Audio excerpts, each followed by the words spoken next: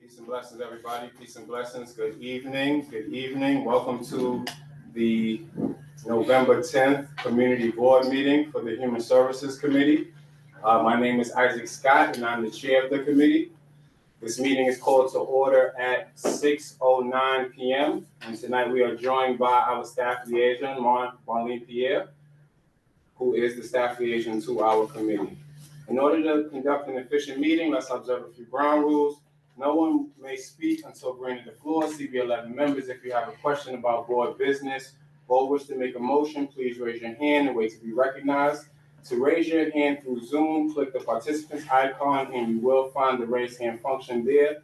If you have technical difficulty, click the chat icon and relay your difficulty to the staff.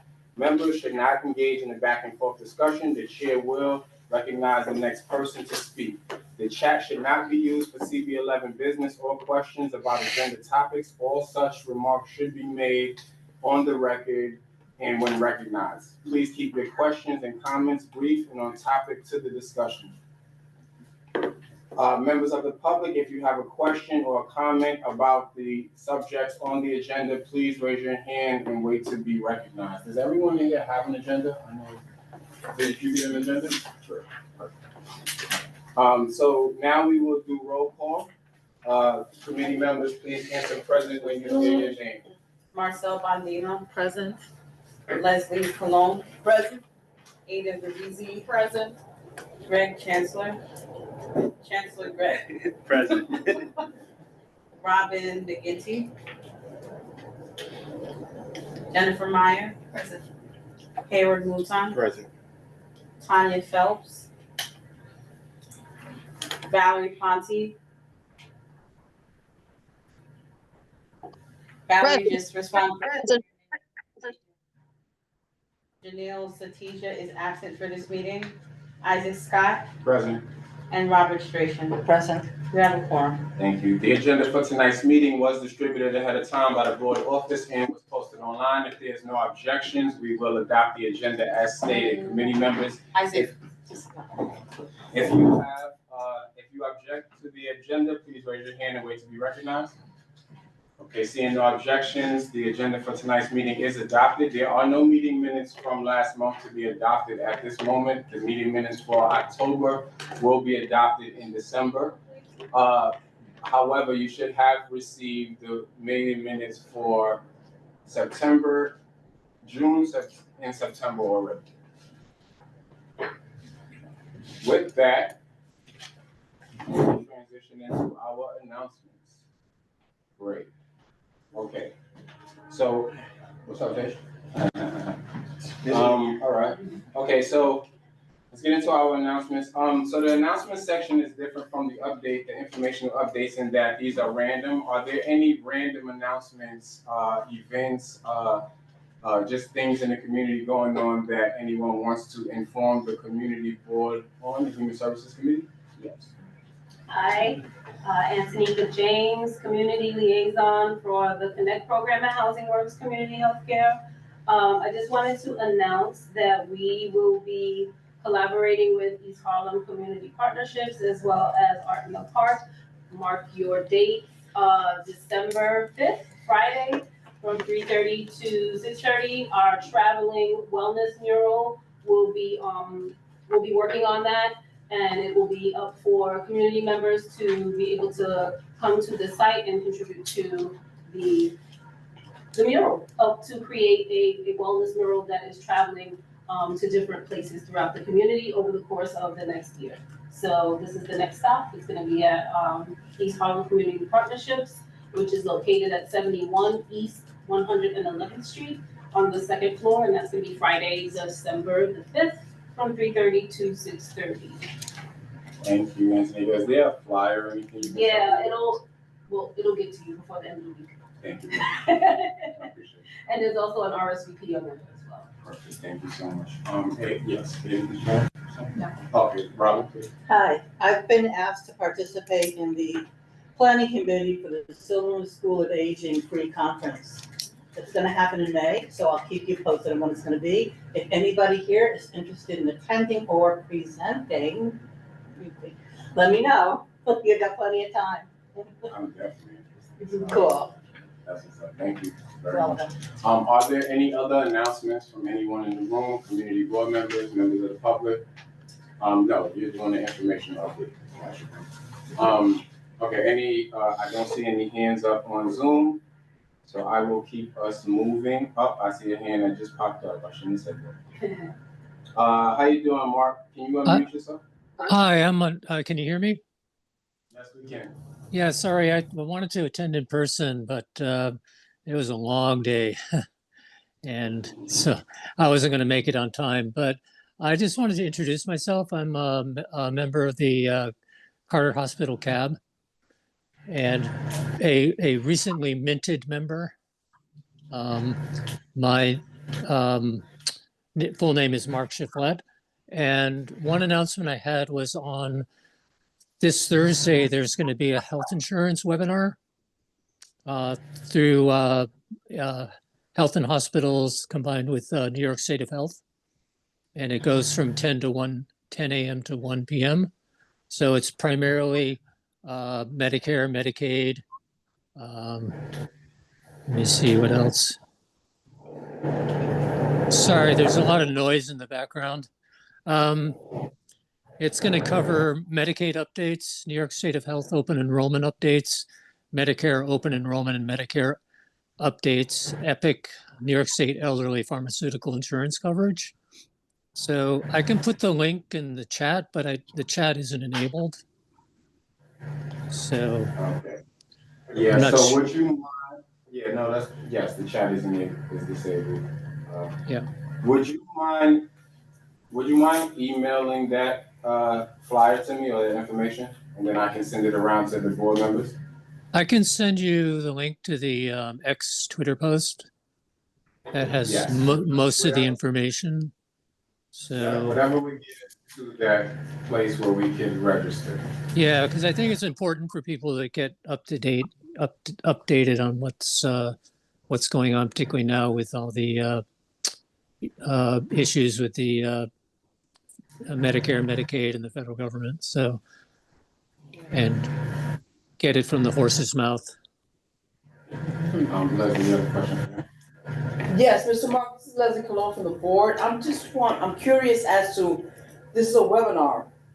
What about the elderly people that aren't savvy or knowledgeable with the internet? How would you have them access this information other than email?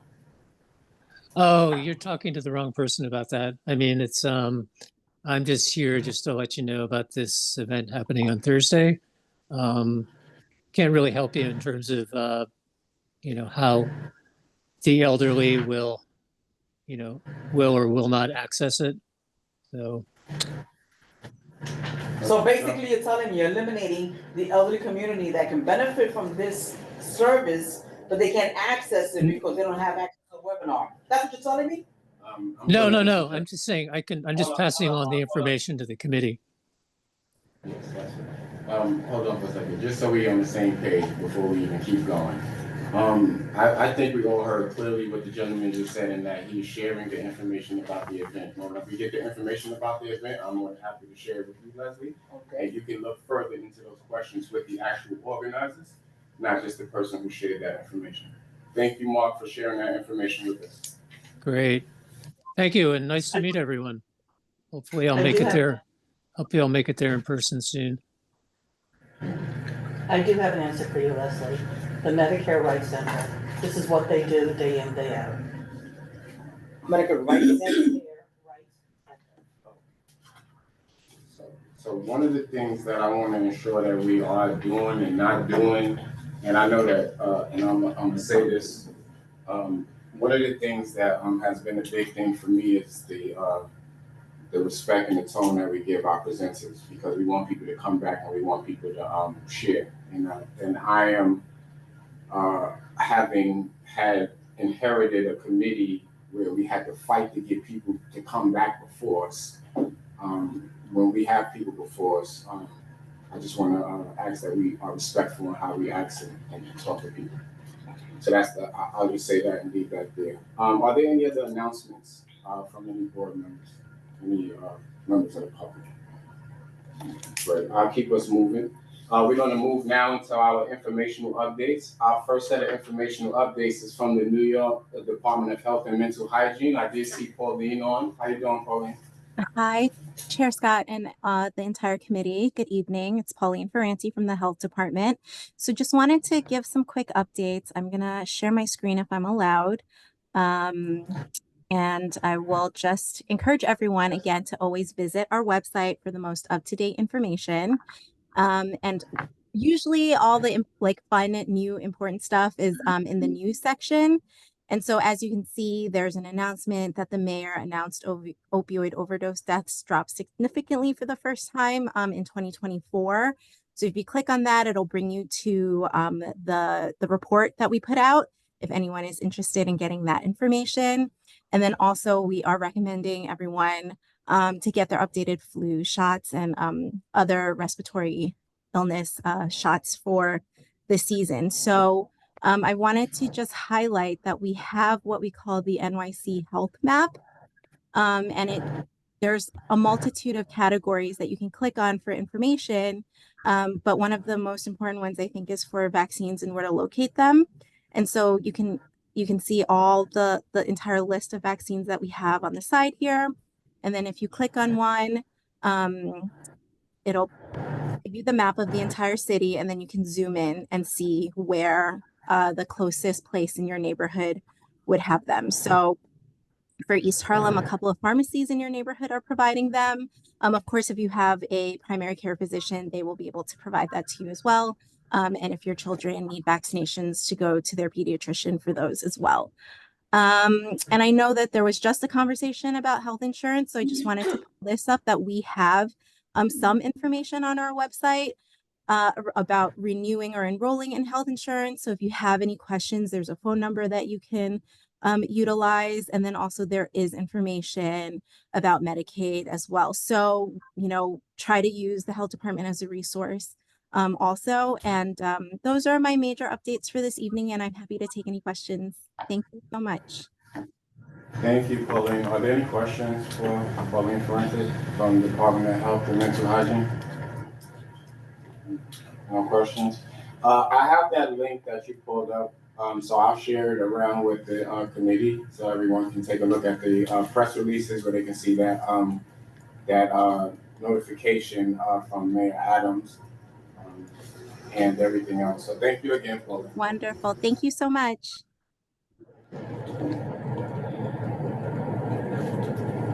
All right, so our next set of updates are from the East Harlem COAD, our East Harlem Emergency Management Agency. Do we have anyone on from East Harlem COAD? Hi, this is Maya representing the COAD. I hope you can see Hi, me Maya. okay. Hi, thanks so much for having me. This is my son Leomar. We are sharing, hello. We're sharing a few updates. We have our monthly member meeting. This month it's going to be virtual. We alternate every month. So this month it's November 20th, and that's virtual. And then next month will be on the 18th, and that's going to be in person. And this month we're going to be having Poison Control come and do a brief presentation before we do a tabletop. Any of you who have been to our meetings, we try to do as much information sharing as we can. So tabletop and practicing. And then next month is Fall Risk Bingo. And we also have this Friday at East Harlem Soul, Sofrito for the Soul. So we're going to be giving out health bucks and doing a food demonstration for how to include veggies in our diets as much as we can. And that's always really fun. It's the second of a series. So hopefully you all can come. And that is what I've got for you. We had a really successful, food demo last month, and we're going to repeat it this Friday. Thank you so much, Maya. I appreciate you. Are there any questions for the COAD? Yeah. Yes. Where is the food demo going to be? I didn't think I heard where it's going to be at. It's going to be at East Harlem. Okay. I don't know if we lost mine. Yeah, I heard it. We did. Okay, cool. So we are grateful to East Harlem Co-Ed, and we are grateful to mothers multitasking for community board purposes as well. So we appreciate that.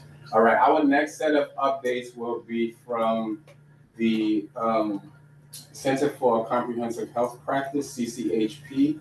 I'm not sure if we have anyone on from there. I don't see anyone in the chat right now. I think Connie is their new community engagements person, so I don't see them on. Okay, so I'll keep that moving. We back at you, Antonika. Back at me again. Yeah. Antonika James again from Housing Works. So just to brief you on what Housing Works is up to, we wanted community members to know that our OMH Children and Adolescents Clinic is open for referrals, and so this is mental health treatment for children and adolescents 5 and up, 5 to 18, I believe. And the hours of the clinic are gonna be Monday, Wednesday, Friday, 9 to 5, and Tuesdays and Thursdays is 11 to 7. I'll be able to share the flyer with you. It has a QR code, which will take you directly to the referral form. And so they're gonna be providing services with psychoeducation, anger management, any behavior modification, anxiety, depression, LGBTQI plus affirming care, trauma-informed care, harm reduction, and family support. These are also gonna be services that will include individual therapy, family therapy, group therapy. And just want to share that with the community. And I think that's it for now from Housing Works. I forgot one more announcement. We will be giving out green bucks on Wednesday underneath the Metro North. Between 1 and 3 p.m. We'll be collaborating with Grow NYC and Carrie King and her team at the farm stand. What days? Wednesday, this Wednesday coming up. From 1. And those green bucks are just for SNAP recipients or for everyone? They're for everybody, for the community, yeah. Just so that people are also aware, if people, people who have health bucks or green bucks, they do need to be redeemed by December 31st. And quite a few people in our community also don't know that a lot of these farm stands are not even open until then. Quite a few of them actually close either before Thanksgiving or around the time of Thanksgiving because of the season. So if you know of folks who have health bucks or green bucks, just reassure them that they need to make sure that they're redeemed before the farm stands are completely closed by the 31st. Thank you. Any questions? Any other questions for Housing Works Connect? I see that, Maya, thank you for joining back on. It's all good. There were no questions for you. We appreciate you for being on with us. All right, so with that, I'm going to transition into our final update from one of our board chairs, Sage Mason, who is chairing our district needs committee. Sage. Thank you for the time, Isaac. I'm here to present on a tool the district needs and budget committee is working on right now. Basically, we want to streamline the process through which new budget requests can be submitted and tracked throughout the budget process. And Marlene, would it be possible to make me a presenter so I can show my screen? Yep. Thank you. So the goal for this, I think only have 5 minutes, is to Just accept it on your end. Join this panel. Just kidding. Oh no, there we go. Share my screen. So the goal for this is just to sort of introduce you guys to the tool and get feedback. If you have any suggestions for how it can be more effective. But we are trying to solve the problem of, oh, that's my code. I'm about to say, what's that? I mean, That's not complicated. I was going to say. But we're trying to streamline the process through which like these requests appear every year. I think a lot of new members come in like September, and people are unsure of how our budget requests became budget requests, what the history of them are, how somebody can, if they want to, present a new request. And because we aren't, committees aren't consistently like working on the request throughout the year, there's always like a blitz in September and October just to go through it all. And then there isn't really an opportunity to like discuss with people like what exactly is happening. And I think a lot of people have expressed frustration with just not really understanding the process and what's going on, especially if they have new members. So this tool is just supposed to make it easier for everybody. How it works is that there's going to be a button on the CB11 website that says like budget request here, submit your request, and then it will bring people to this form. Anybody can fill this out. You can be a member of the public, you can be somebody on a committee, and you just input your information, Sage, last name Mason, I don't know, just a fake email. I'm a CB11 member. And then district needs category. So this is where the form starts to filter out like what type of request you need to make. People often don't know that like there are only specific kinds of requests you can make. And so someone's like, I want to fix the pothole, but they don't know who to go to or what happens with that. This makes it so that it doesn't matter if you don't know that or not. And we're trying to make it like as user friendly as possible. But I know Human Services gets probably more expense requests than like any other committee. So you would click Healthcare and Human Services as your need type. Maybe needs for homeless New Yorkers, if that's what you care about. And then it automatically brings you to a screen that just has like these specific types of requests for homeless New Yorkers that you can choose from. So maybe you want to say, upgrade existing facilities for the homeless. And then in your explanation, which will eventually become the details about the request, you would say, fix homeless shelter. And you would provide more detail than that, but that's just for this example. And then the request is submitted. The correct committee chair, so it would be Isaac in this case. See what it says here. Human Services got this request. You automatically get an email that says what the request is, who's it from, and what the next steps for the committee should be. So the email says you should vote, and I want to make one change to give people like 1 month to think about the request before you vote on it. But this gives you instructions that you just received a request. At your next committee meeting, please review the request. And it gives you a link to do that. And it says what action item the board should take in support of the submission. There's one thing we want to develop a practice for doing is like accompanying every budget request with like a letter to a city agency or a resolution in support of, just to like demonstrate to the city that like we're not just asking for stuff, we're like really advocating for things. And the email I just shared automatically has a link to this like pending budget request form. And this is similar to the budget request worksheet that we've used in years past, but a little bit different. So here you could see in pending requests, this test request that I just submitted. You see that this is the agency that the request goes to. This is the committee that would be responsible for the request. And then this is my name and info. And then in this tab, you would say like what people would think about it, the committee would discuss it for a month. Then here you would think about like what action should the committee take? What do we think about this request? And you would wait a month, come back a month later, and then vote as a committee whether to accept the budget request as part of your annual budget request or to reject it and like whatever the action item is. And then here you just click accept, should disappear. Cool. And then in the capital budget requests, you have what would eventually be like your completed request. And then you don't have to worry about it anymore. Okay.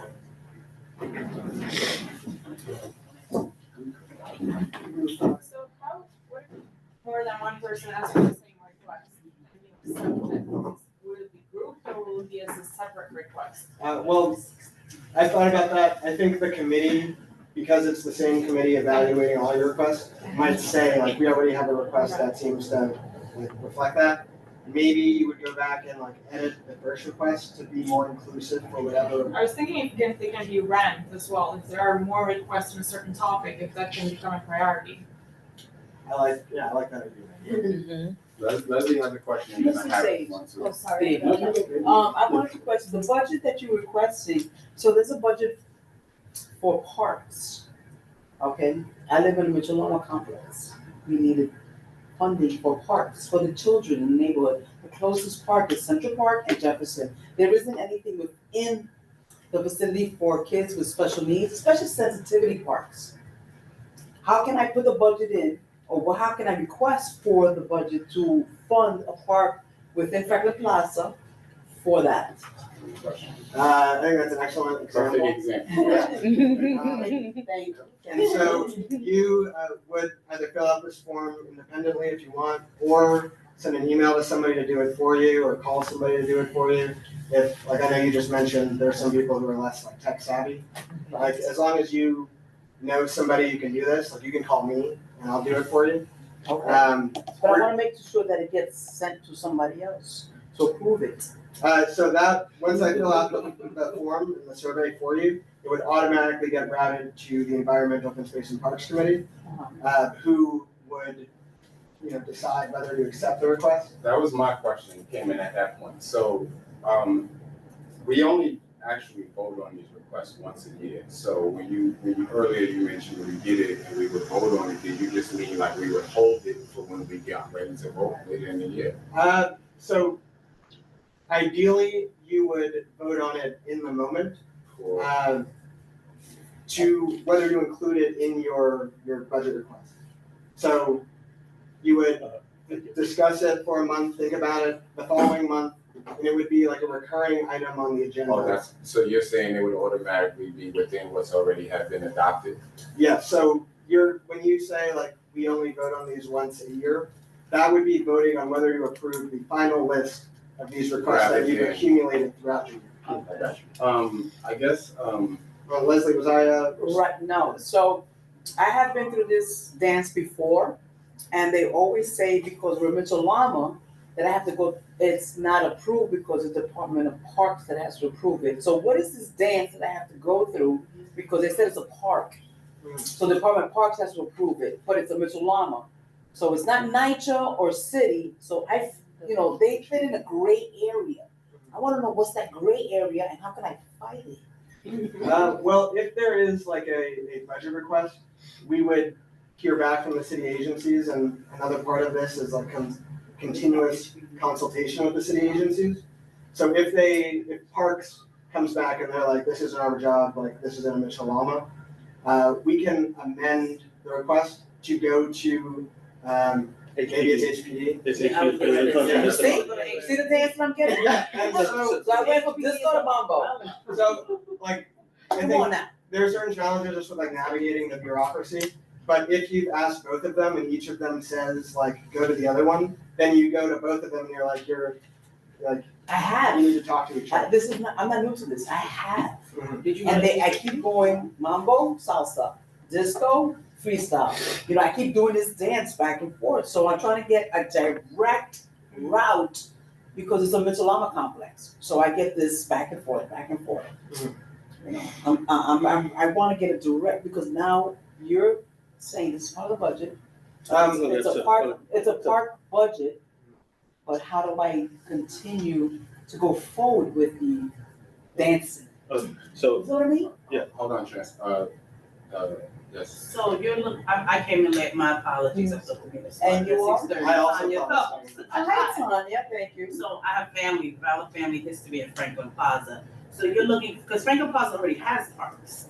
Right, but we need to upgrade the parks for the children. Okay, right, so you want to upgrade of the park. that what? There I is just want no- to know. There's no park on the east side of the So plaza. that's the First Avenue side. Is that First what- and second. First and second.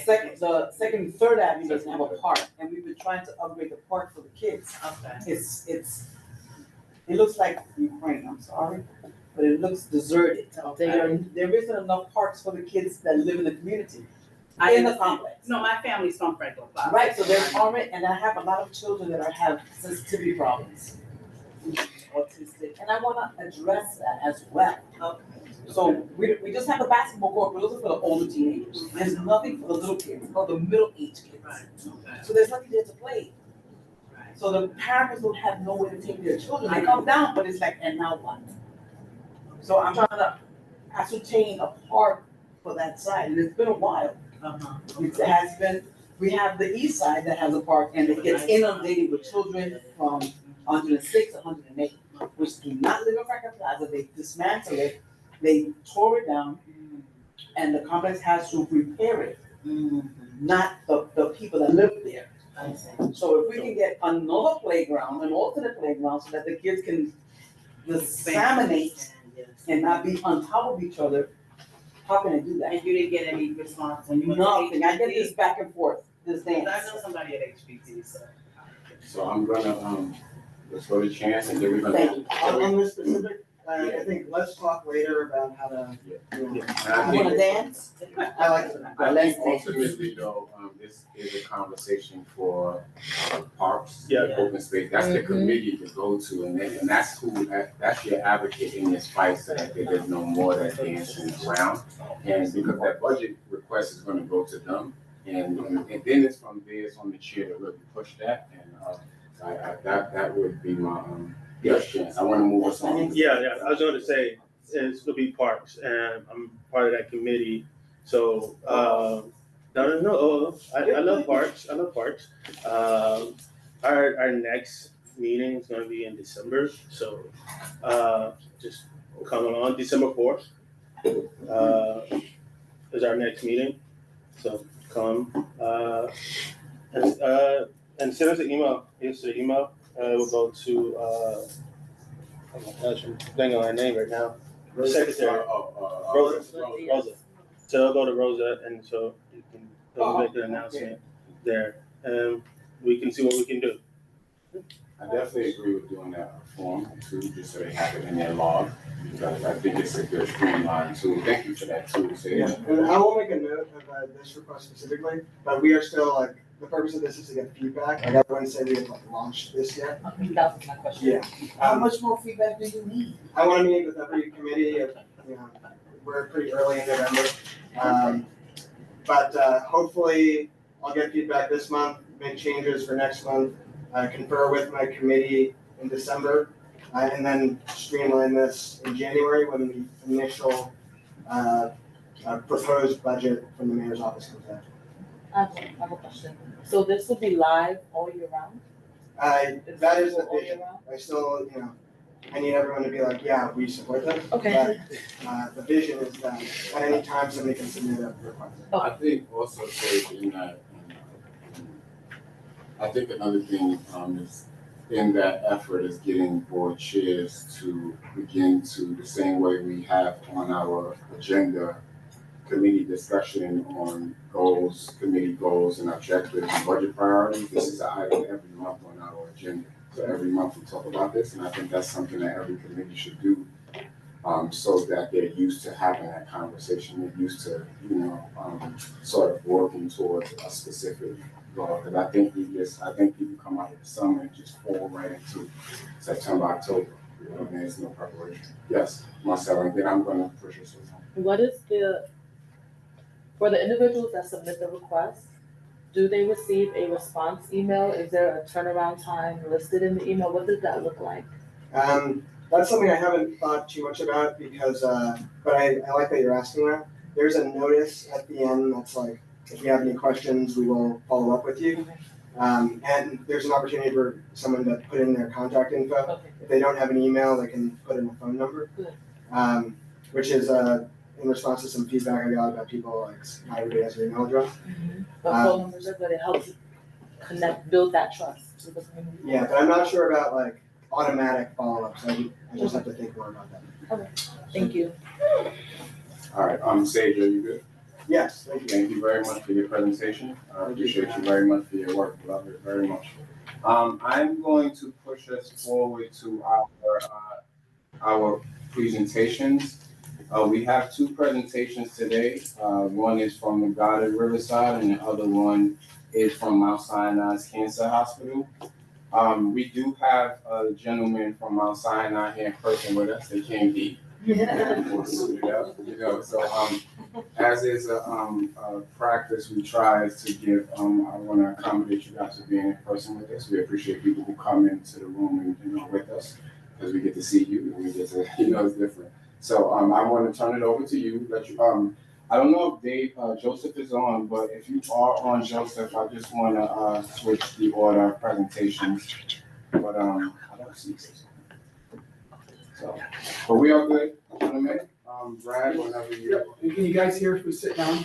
Or do you want us? We're good. No, whatever comfortable. I'm sorry. Whatever is comfortable. We were afraid. No. You just came out. The owl is not picking you guys up. There's a Mount Sinai community. It's not picking you. No, not the computer. The voice. No. Can't get your face on. You got everybody? The owl will not pick up his face, his voice sure, but your Okay. face, yeah. Is this better over here? Okay. I'm So seeing with me Isaac. today, I've got several of my colleagues, and what we're gonna do, just so you get a sense, we're gonna say very few things, we're gonna run through PowerPoint, and we actually have a video that we would like to show you, and more importantly, at the end, we'll have time for question and answers. But with me in no particular order, we have Jonathan Kariakou, who's the COO for Mount Sinai Hospital, Dr. Isola, who heads our cancer services, and then from facilities, who really will be running this project, we got Thomas, and we got David. So I'm gonna give you a really, really high level overview. You can see the picture of what we're gonna do. People familiar with our campus. This is what we call our KCC building. It's on Madison Avenue on the west side, roughly at 100th Street. And today it is utilized. It's a building from I think about the 1950s. So it's a very old building. What we're gonna be doing is we're going to renovate the entire building. Floors 1 through 5 will be gut renovated. The outside will get a new facade, so it's gonna look much better, more like our other buildings.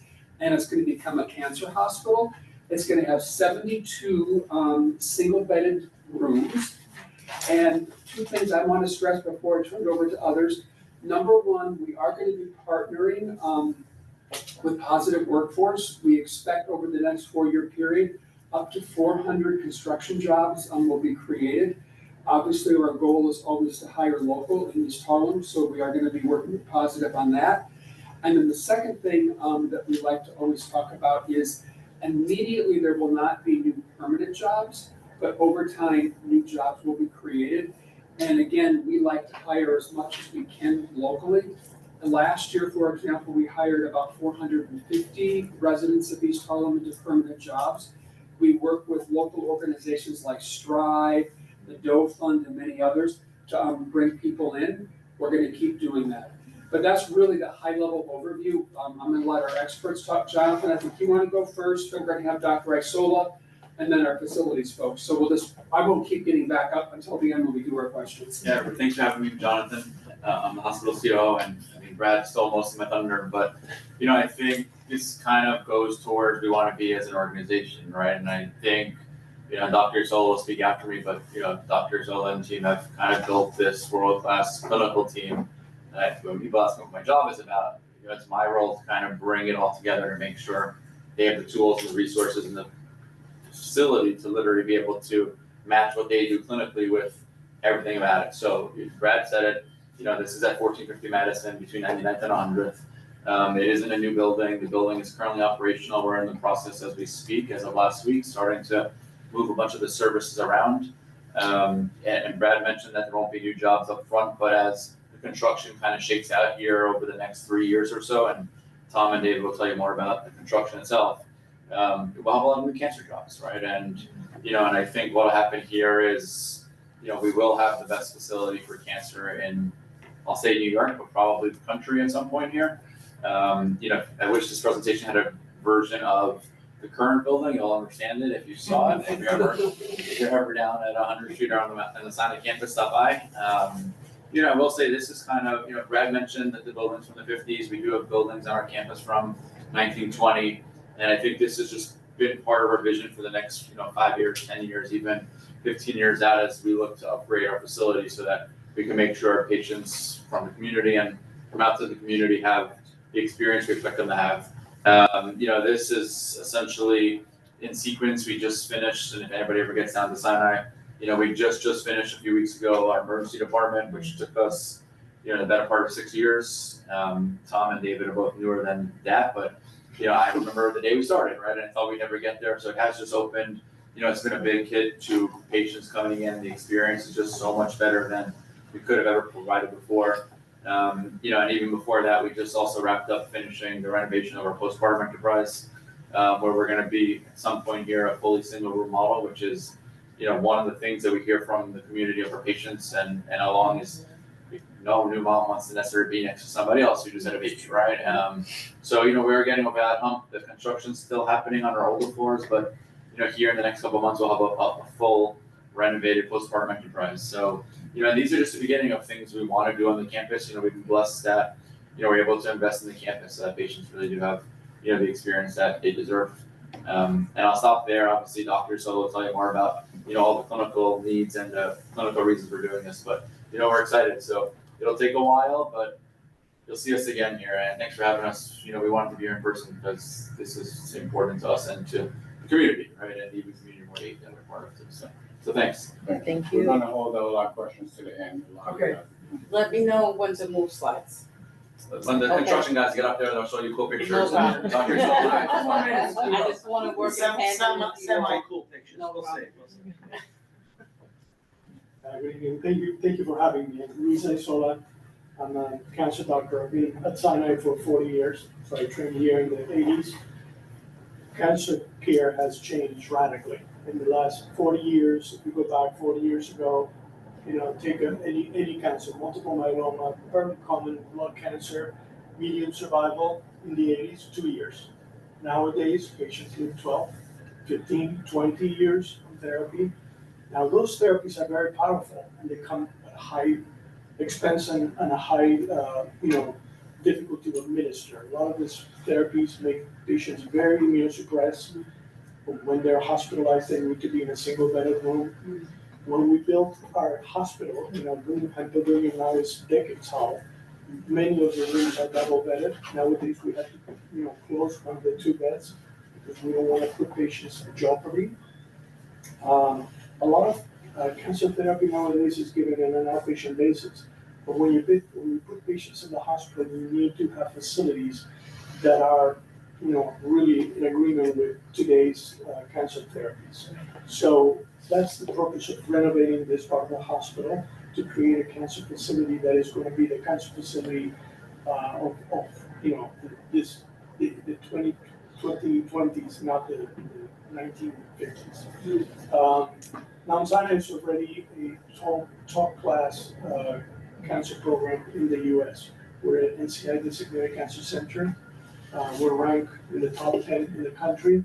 This community already has a world-class cancer program, and will take the service in world-class cancer facility, and that's what this hospital is going to provide. Thank you, Doctor.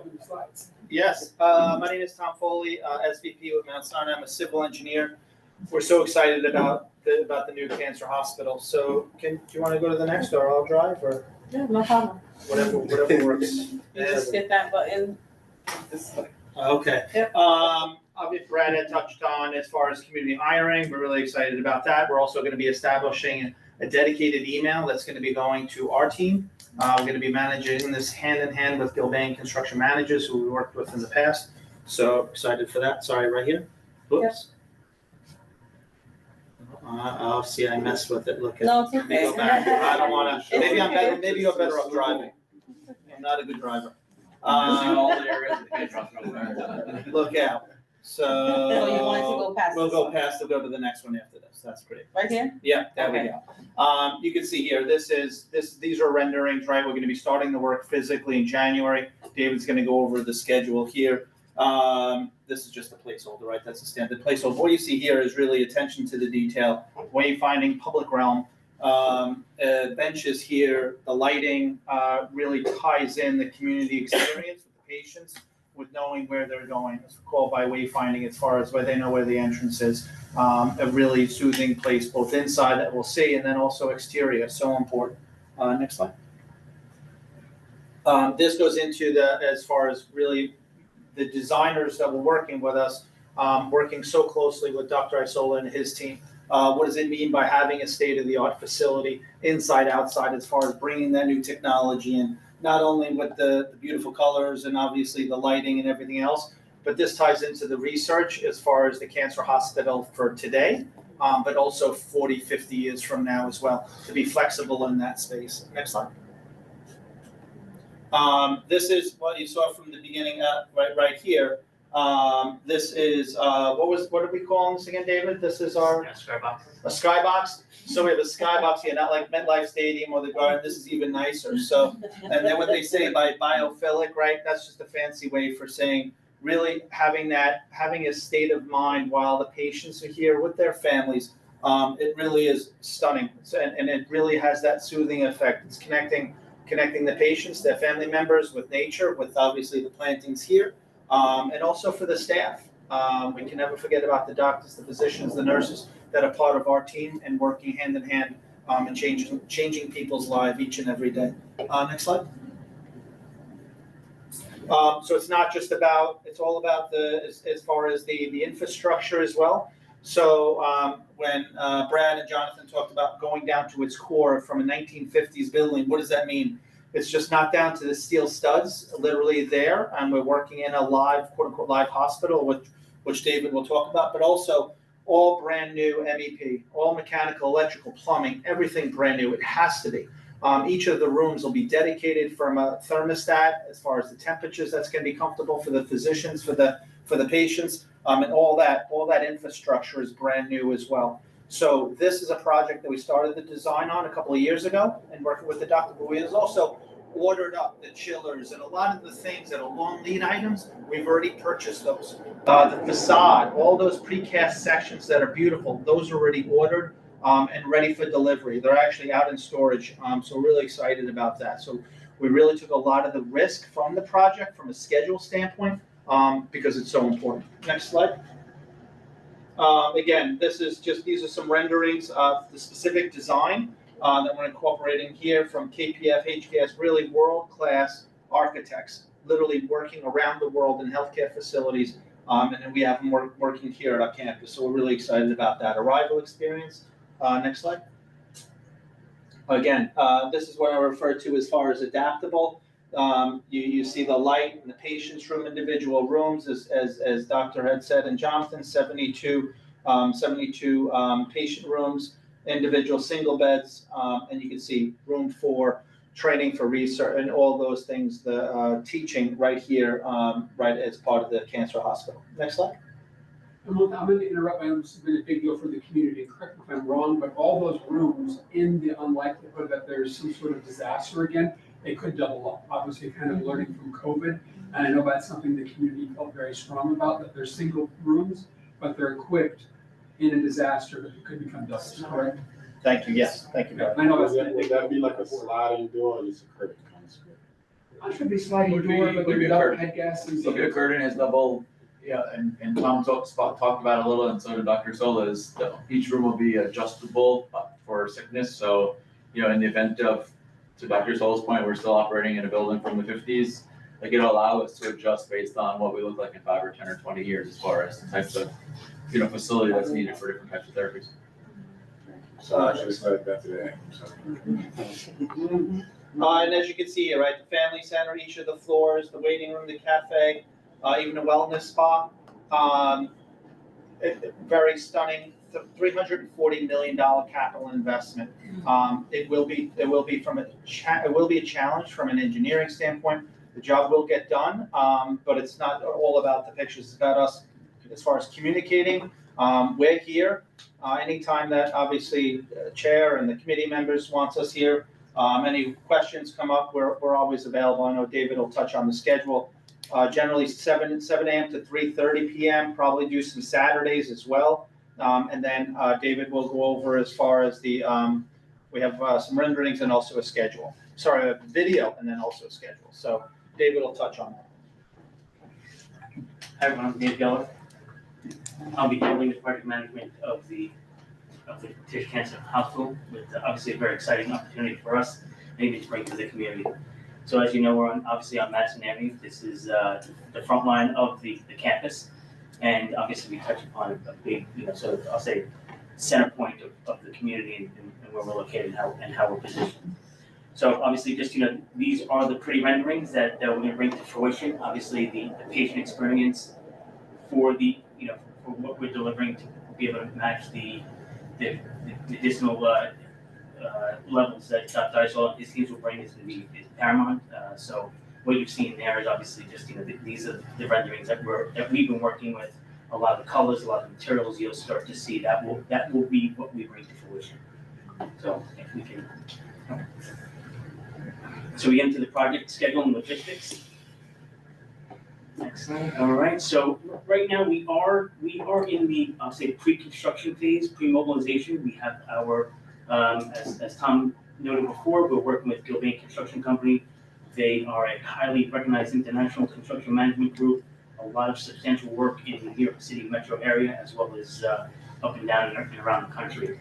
They are very well versed in these type of projects, understanding the urban nuances that and the complexities that these type of projects bring, not only to bring the construction to fruition, but then also how do we minimize any impacts to the community and make sure that we're being good neighbors to you folks. So we are anticipating to start the project in earnest in Q1 in January. We are working with the local agencies, both the DOB, FDNY, and DEP, to make sure that we will have all our approvals in place before we can start construction.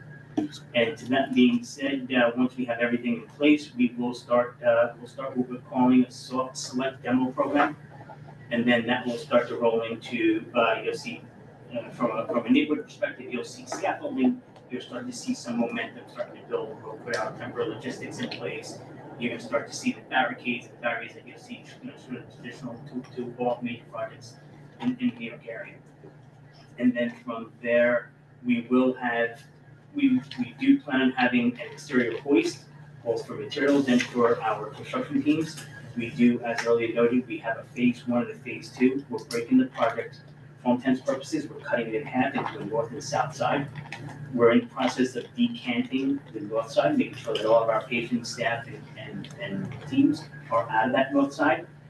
In certain opportunities, we're repositioning other areas around the campus, and in select teams, depending on what they are, we're able to actually just put them into the south side of the building. So we're gonna have an active patient population during construction, which offers its own unique complexities to itself, but nonetheless, the team is motivated to make sure that there is zero tolerance for interruptions. Now, as we talk about zero interruptions, we also want to minimize our impacts to the community.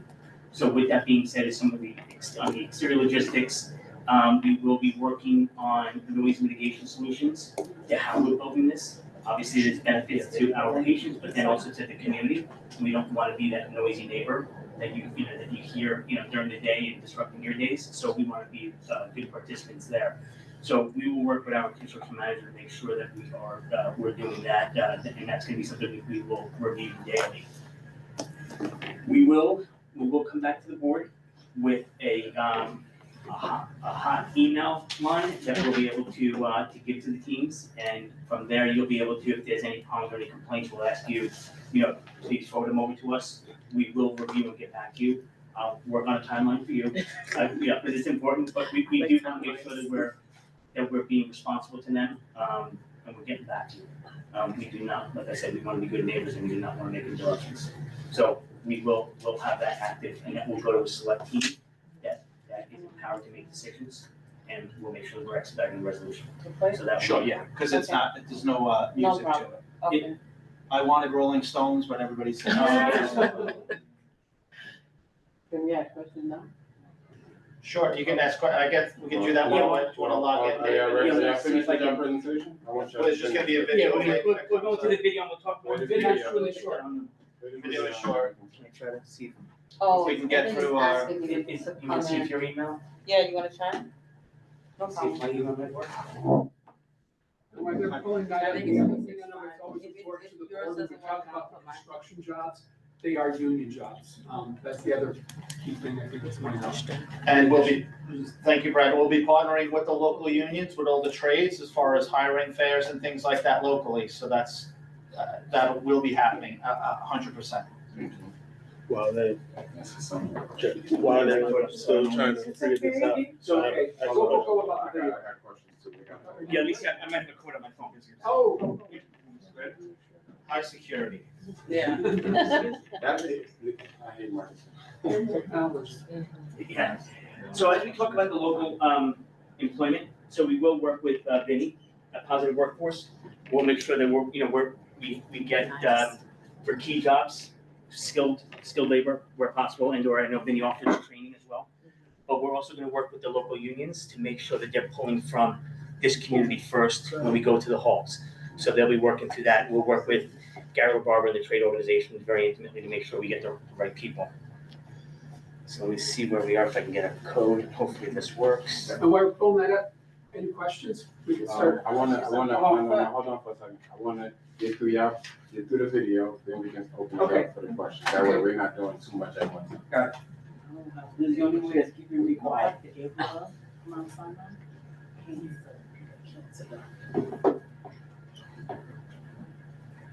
Brad, correct? Yeah. Okay. I want Jonathan. He'll answer the question. Oh, I love you. There we go. So you can see how, this is the hoist that we were talking about. This is gonna be the north side, so this is going towards 101st, and then this is the south side. We're feeding the hoist to the south side, just for logistics purpose, so that we can maximize the construction and the footprint of how the interior layouts work best. So you're starting to see some of the standard. We are gonna work with the DOB and work on some better, we're gonna use this opportunity for better wayfinding. So you'll start to see, it's gonna be a little more embellished and a little nicer than what you're seeing here than rather than typical DOB green. But the opportunity will be just to create better wayfinding opportunities for our patients and guests that are coming to the campus. This is some of the necessary, what we call our APRA protection. This is necessary to make sure that we're providing a safe and infection prevention safe environment that separates construction from our patients. So obviously basic, life safety, but there's a separation that's immediately there to make sure that any of the dust that's coming from the construction zone does not go outside. So we have HEPA filters, and you'll see the vacuums, you'll see cleaning supplies. This is just basic, notices and memos that we want to make sure that we're providing, and making sure that all the proper OSHA guidelines are being followed, and then our own requirements that we impose. So the idea is that we want to keep our sidewalks open. There will be some interruption, but we want to minimize those interruptions as best we can to make sure we keep our patients and visitors and staff safe as they navigate through the campus. So just more of the same. You're starting to see sort of the development as we get through this. We're going to be working in a counterclockwise manner, and then the idea is that as we complete the sections, scaffolding will come down, and you'll start to see a new facade. The facade is made all new glass, all new. In this case, it's not going to be brick, it's going to be a terracotta material. It's a glazed material coming out of Germany. It's beautiful, has durability and resistance, something that will sort of, really wear well on the building and prove that, a durable product. So that's the video in quick order. And now we're good for questions. You answered a few of them, so I appreciate you. I just some very basic ones. I'm gonna just do them all out. Yeah. All right, so I'm forgive me if I didn't hear this in the presentation. What was already there that you guys that you have moved out of that part of the hospital? Just out of curiosity. I would love.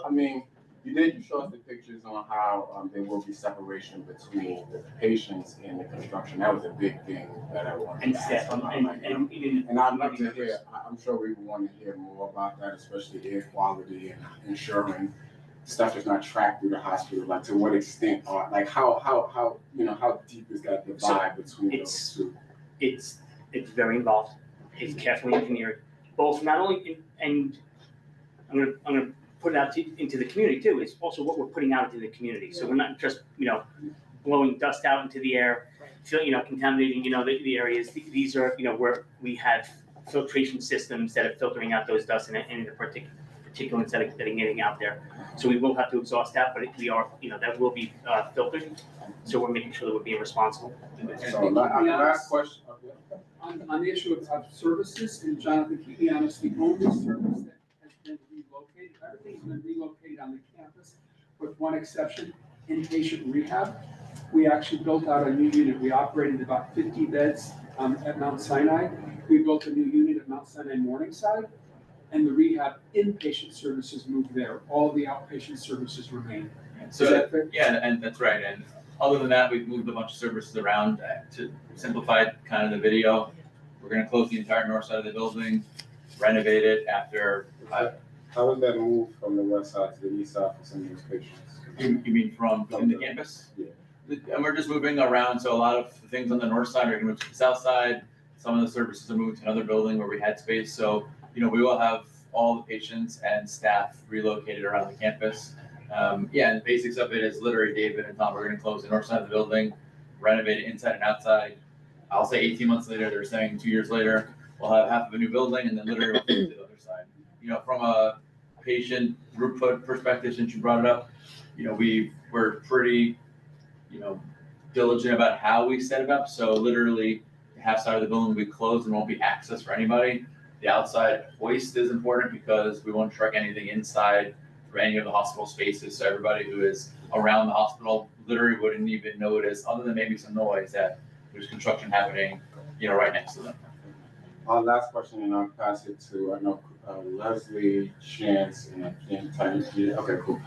Last thing was about you guys answered a lot of questions I had, but traffic congestion. Madison is real thin. Yes. To what extent are y'all going to be parking in big giant trailers? So so we will set up a staging area. We will take the first, what is now a standing lane, essentially, along the on the west side. So we're going to take that as part of our construction barrier, and all of our loading and unloading will be done within that lane behind our barriers. We will make this a no idling zone, so we won't have trucks running through the day, just loud, obnoxious noise and associated fumes. So we will make that a no idling zone. So trucks will back in. The idea is to have them come in the morning, limited hours, limited traffic. And then the idea is we want to get them loaded, unloaded out of the area, as soon as possible and quickly as possible. We're going to be talking with looking at City Bike and the bus stop, see if we can push them north a little.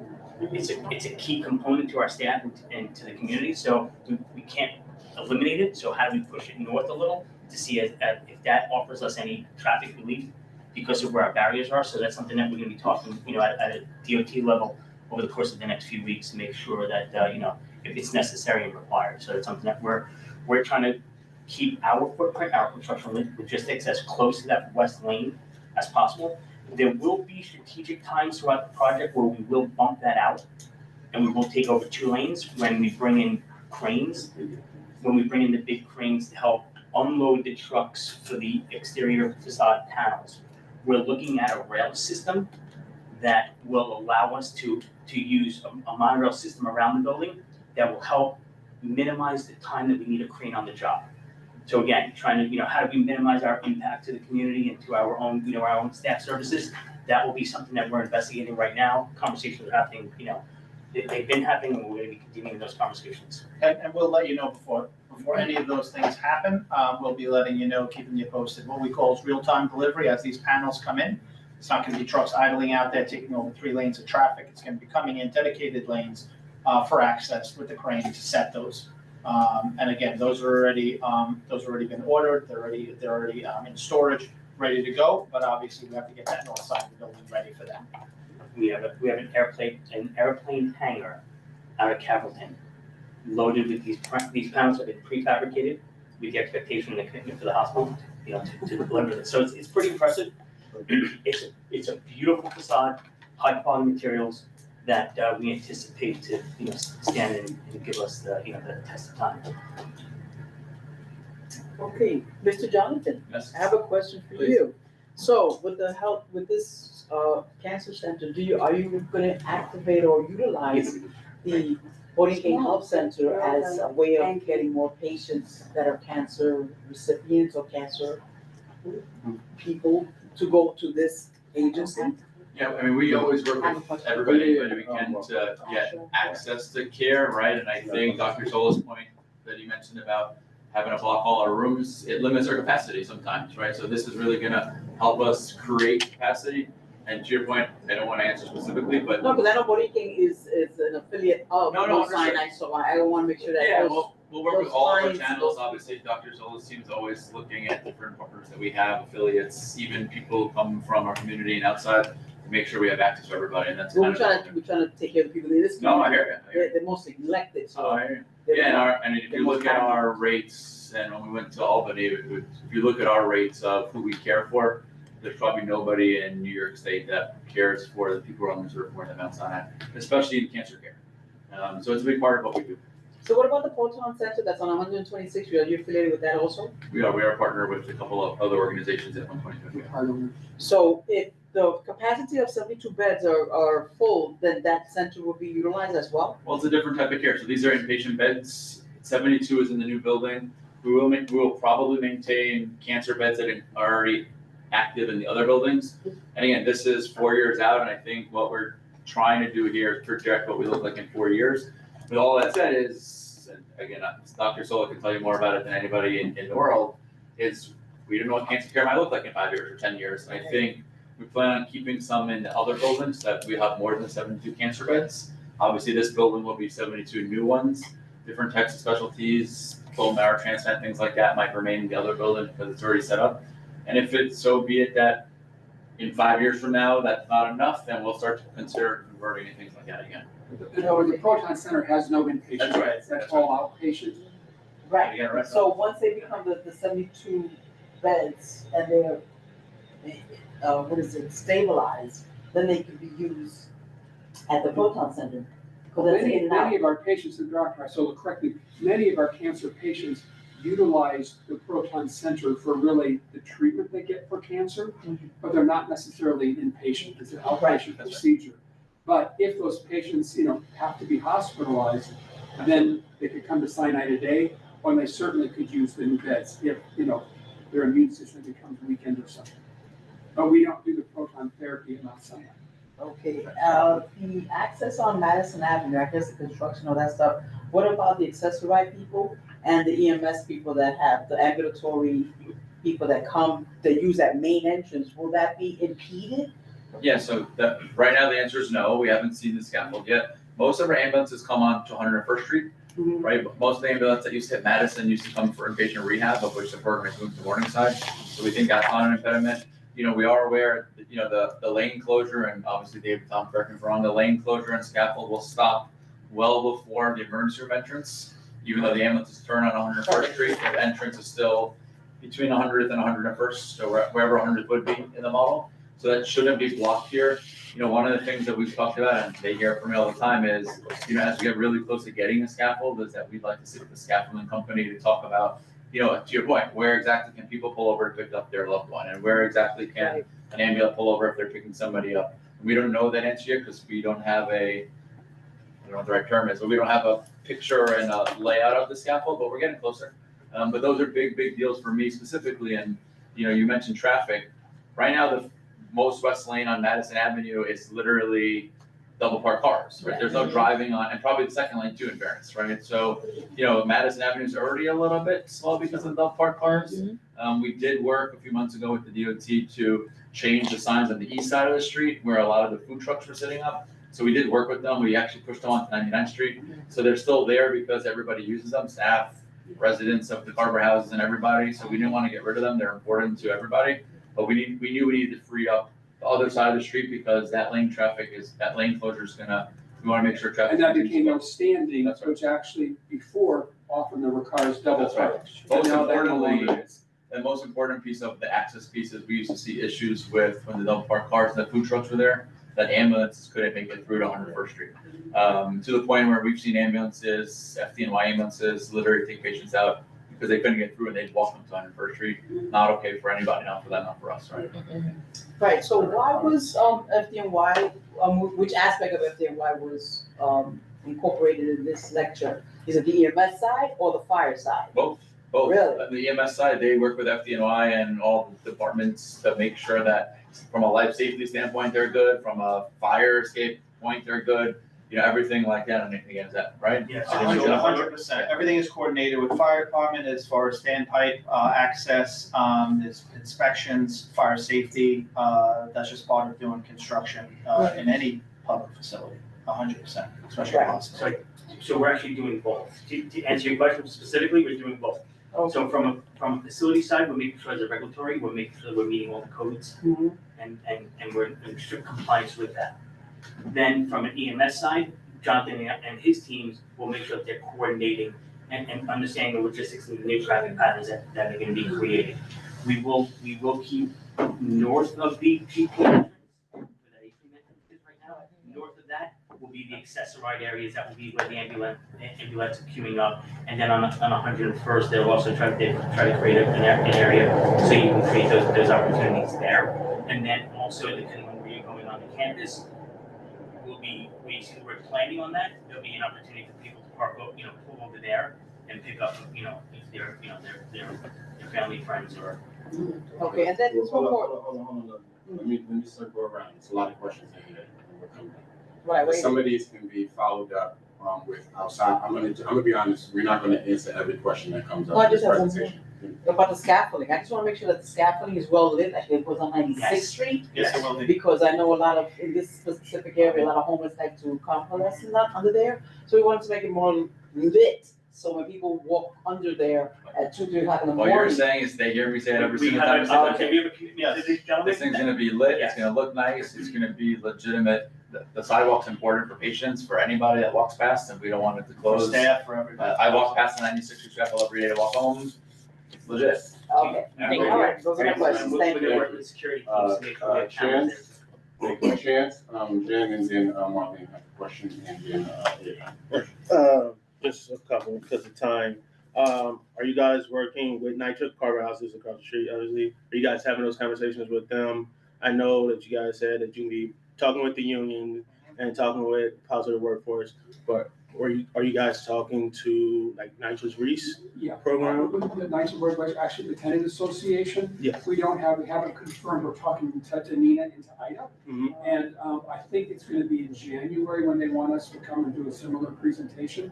But the answer is yes, but we haven't actually formally met with the full TA. So that's what the TA, but what about Nitro's Reese? Reese is their residential economic empowerment sustainability program. So they actually are talking with the residents and finding them jobs. And they train in the city too. Yeah. So we were using Vinny as that. As that portal, okay. Yeah, so Vinny will, we're anticipating Vinny will. He definitely does that. I We'll mean, I know, seek he out does it with all the and search housing. those individuals, Okay. and then he does training as well on his side. Will there be a public website for the public to monitor the progress as these things progress? We're looking into that with Gilbane now, with both the address and then also a public facing webpage, yes. Okay, and then you guys may not know this, but the exhaust, right? You guys talked about how it's gonna be filtered out, but what direction will that exhaust be pointed towards? Do you guys know that? Because that's important. Even though it's filtered, it's still going somewhere, and someone may get affected in some way, somehow. It just The exhaust will be on all sides of the. so all sides. Okay, It's so all sides and I'm sorry for cutting, No, but no, yes, you're it's good. monitored both internally and externally. Okay. And then, all right, you guys already answered the single beds. You said that in case of a disaster similar to like COVID, it's gonna double, so 144 rooms, basically, 144 beds. I apologize. And then your stairwell in this new building, is it going to be more like ramp style because of emergencies? The elevators may not be available, and you gotta potentially have to evacuate the building. So we have different evacuation procedures that we do, everything from carry. All of our stairwells, regardless of this building, we have evacuation sleds and chairs that go down. We have them in all of our buildings. But we don't have. These stairwells are not new. The building isn't new, so I don't think the stairwell's changing. No. So you guys are not redoing the stairwell? No, the stairwells remain here. Okay. But all of our stairwells around the whole campus, we have evacuation devices at all of them now. Yeah. And we'll make sure they're ADA compliant where necessary, we're out. All right, thank you, that's all my questions. Yes, hi, I work at Mount Sinai, so it's good to see everyone here. I'm in global health, so if you want to partner with any global health stuff, let me know. We'd love to host visitors at the new center. I wanted to echo a few things and ask a question. Traffic, it is like a nightmare at certain times of day. I know this is on Madison, but if we could get rid of the parking spots on Fifth Avenue, I think that also just like would free up around the hospital. Like it is nightmarish to get in and out. And you're talking on Fifth, really between like 99, 101st and 98th area? You're talking on the park side? Yes, Yeah. because I know it's not exactly the side, but it's all related. Circling around. I thought it was The park side is Martin. impossible. Yeah, right. Yeah. Because that's the conservancy. I mean, we've actually raised that before, and anything on the park side. Yeah, so if we could just pay extra attention to the parking and also just like getting community involvement and letting people know that this is a hospital like for them in East Harlem and not just a hospital that is in East Harlem. Which to raise my point, sometimes we say it's in the Upper East Side and it's not. I also wanted to ask, I mean, we know we're limited for space at Sinai, so are there like net additional beds being made by this, or is it just kind of like moving departments of people around? At the end of the day, actually, it's going to be the overall bed number at Mount Sinai will decrease slightly. So there's going to be, changes among the ICU numbers and the med-surg numbers, but the overall number will go down. And the main reason for that is because over time, doubles become singles, triples have become doubles. So the actual licensed bed number will go down. That also includes the fact that we moved 50 of our beds to Morningside, so while our campus number is decreasing, as a system, the rehab will move over. And you're right, as space is a commodity at Mount Sinai, as you know, right? But yeah, between this and all the other moves, we're essentially going service by service to make sure we can provide the right amount of resource or as much resource as we can to make sure that whoever comes through the door is cared for. And Dr. Sola said it before, is a lot of what we do in cancer now, we block a lot of beds for isolation reasons, and this will be able to get us over that one finally. So we'll have a net increase in the ability for people to get care because of it.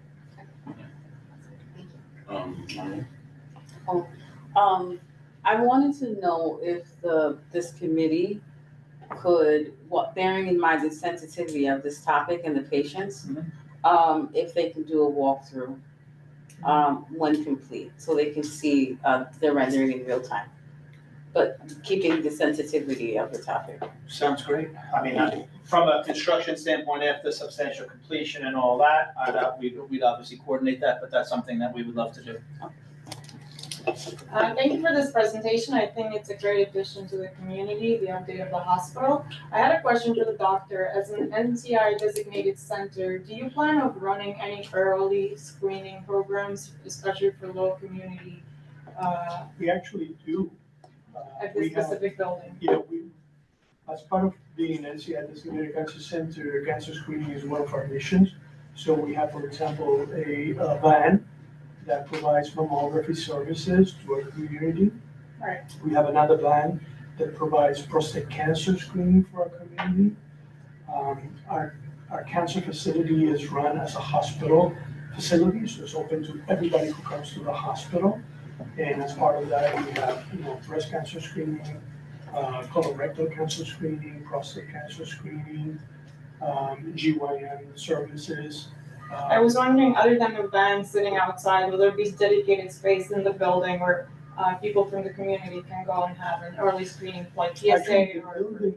this building is going to be exclusively used for Treatment, inpatients. okay, inpatient. So only for hospitalized patients. We have north of this building between 101st and 102nd, we have a very large ambulatory center, which actually takes care of like 50% of our ambulatory visits for the entire health system. And that center has, cancer screening, cancer services, social work, palliative care, comprehensive cancer services for patients from beginning to end. Thank you. Leslie, you have more questions? No. Sounds like just on that note, there needs to be some work that we all could do together to educate the community a little bit more about the cancer screening options that are already here that people may not know, that's right across the street from them. That was all the questions I have. Are there any other questions from the board members? I want to speak. You said that you have a breast, the Mogo, the van.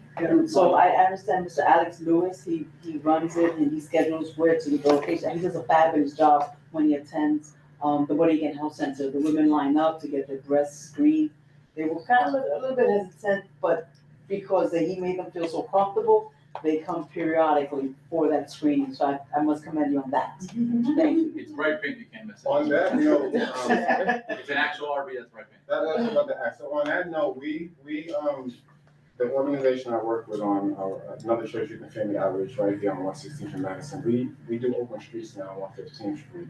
So how do we go about getting that truck to come out? So if you want to reach out to me, and then again, my office doesn't really do it, we'll go to the mammography people, the prostate cancer screening, and we do that a lot of street fairs all the time.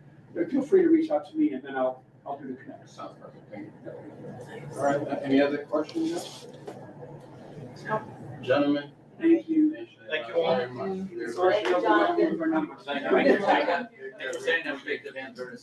Oh, I love Alex Lewis, he does fabulous work. Any of you on college? Thank you for asking about it. Yeah, That's important. That's my very close. So when you see Alex, so move the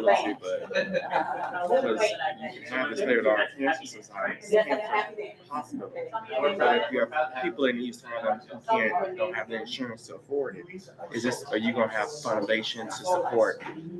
Because you can build it here, but if we still are busing people in from Lower East Side up here, it's not benefiting the people that are currently in. Okay, with that, we can transition. I don't know if we have our second presenter on. I don't see them in the room, right? We don't, okay. So we're gonna transition into our our discussions on budget priorities. We actually have a proposal that was brought to us by a board member, Robin Strayson. Are you queued up or you want me to share? Oh, I need you to share. Okay. Yeah. So I'm going to, so again, we have a proposal that was sent over by Robin Strayson. I'm gonna turn the floor over to her, allow her to talk about that. We'll spend maybe until about, the next 20-30 minutes on that, and then I do want to close out the meeting. I need to make a statement to y'all before I leave as well, before we leave, but I want us to spend some time on this, and also this can incorporate our conversation on budget needs. Yes. I have a question about the budget stuff, but we can do this one first. Robin, it's all on. Thank you so much.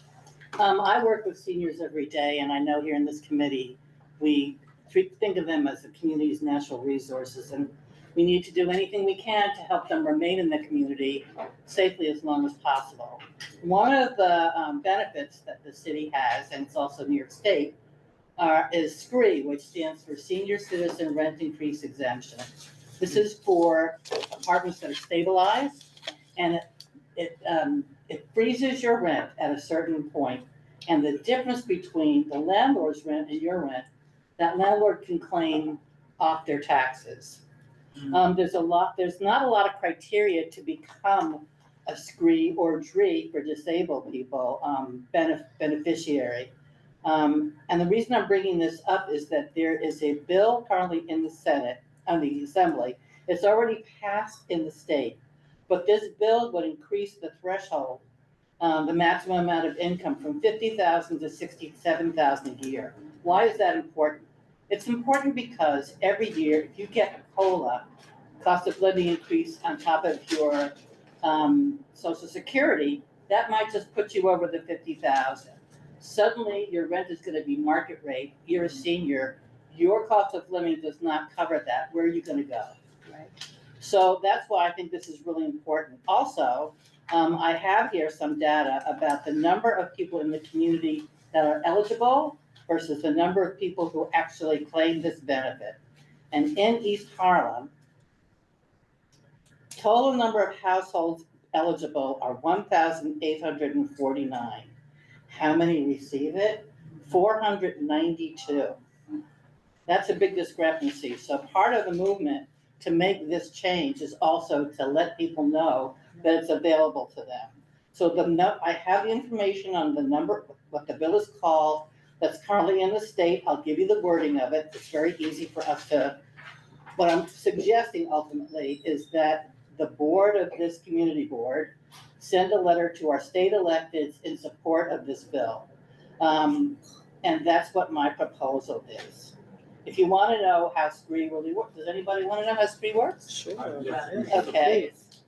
You have to be 62 years old at the time of your application, whether it's for SCREE or DREE, which means you're disabled.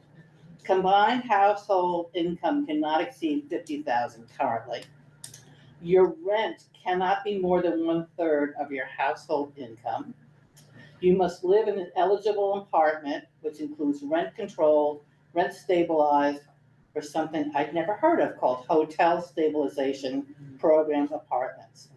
The applicant's name must be on the lease or have succession rights to the apartment. The term limit, 2 years upon lease renewal. That's how long that SCREE will be in place. You need to recertify every 2 years. And as I said, the landlord receives a tax abatement to cover the difference between the rent rate you pay, which is frozen at that time, and what the rent would be in a normal increasing situation. NYCHA, unfortunately, are not eligible or are Section 8 voucher tenants. But I really think that this, based on the statistics, it's really important for this community to make this happen. And thank you for listening. Yes. Yes, please. I just, y'all need to raise your hand. But Leslie did ask. So I live in Franklin Plaza, which is a Mr. Longman complex, and we do have SCREE and DREE. But a lot of people have applied, and I don't know if the management office says no or the HPD says no, but it's a big issue because it's a national reoccurring time community. Yes, there are a lot of elderly. My mother still lives there. She's elderly, and she cannot apply for this because she's on a fixed income. However, she's on a pension, but it exceeds 50,000. Well, maybe with the rate to 67,000 will help her. Right. So then I don't qualify for that. Why? Because then it'll be 67,000. You make over 67. No, because right now, so the way it is right now, I will qualify for the 50,000. No, it's the ceiling. You can't make more than that. It's the ceiling, not the bottom. So you would qualify. Right. Yes. So, but however, I'm talking about the elderly people that have their husband's pension, their pension to live in Franklin Plaza, but they don't qualify for the SCREE because they make too much. The combined. Well, then maybe raising it to 67 will help them. Yeah, because maybe, because say it was 30, 35, and 30,000 in the household, they wouldn't qualify with the 50 at the 50 ceiling, but if it goes up to 67, then they would qualify. Well, those people If they- qualify for section 8. All right, that's the thing. So See, that's what I'm trying to. So it's not, so it's nothing to do with Section 8, right? If you're on Section 8, you automatically disqualify for this program. Okay. Right, so- because it's already, their rent is already controlled, and some aspect is the same with NYCHA of why NYCHA doesn't. The reason I know this is because I did SCREE before I worked at NYCHA. I used to work at Bad Style Restoration, another city. Right, don't say nothing. That's why human services. So no, I 100% for this. I would motion it, when we need to So, do it. so my But, question still so yeah, is- so your question is, I'm gonna get to that, right? Thank you. So it's all about that combined income, but also you have to also make sure that you're spending actually more than 1/3 of your income, of that combined income on your rent. Right, so that's very important, because when you actually do the sheet, you listen out all your bills and everything. So if it's determined that bill, if you're spending actually less than 1/3, you're not gonna qualify. And this is a step in the right direction, though, of raising it to 67, because it's not just for New York City, it's for the whole state, right? So that's where that number comes in, that state number. I do wish it could be increased for New York City, because New York City is quite different because of those pensions and everything, but this number is taken into account for the state. Where did they get the 67? I don't honestly know, but I'm glad it's a lot bigger, that's all I can say. I think it's the AMI. I think it's Okay, that's what I was I think it's the AMI country and everything.